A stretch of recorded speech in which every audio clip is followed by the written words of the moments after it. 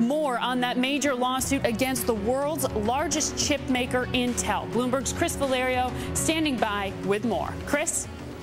Hey, Margaret, let me repeat those headlines for you again. Intel accused by the United States, by the Federal Trade Commission of holding illegal monopoly practices. The FTC using some very strong language here, saying that Intel illegally used its dominant market position for a decade to stifle competition. Furthermore, FTC saying that Intel waged a systematic campaign to shut out rivals. Now, let's give you a little bit of context here, because you might remember December 3rd, earlier this month, there was news that FTC was trying to see about a dispute that Intel had with NVIDIA. It was trying to determine whether the lawsuit that Intel had filed earlier this year by Intel was an effort to just disrupt business at NVIDIA. So I guess that's one example of what they've been looking at. Now, I should note, Intel did come out and say that it was hoping to settle with the FTC. This is according to a spokesperson. They had been willing to settle for some time now.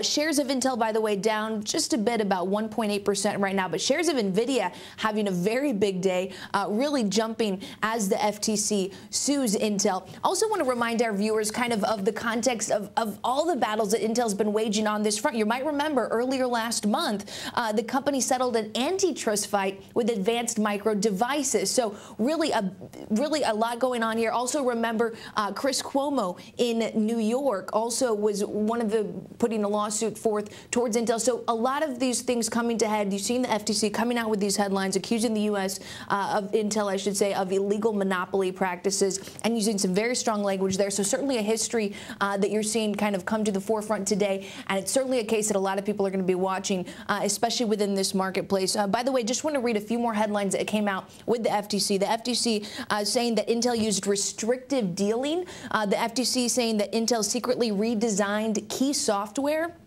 Also saying that Intel's taxes violate one of the sections of the FTC Act. So coming out with some very specific allegations, using some very strong language. And again, I do want to mention that we did reach out to Intel's spokesperson, and they said they had hoped to settle with the FTC, and they'd been willing to settle for some time. And obviously, that did not come to pass. Margaret. All right, and we are looking at some pressure there on Intel shares, down more than 1.5% today.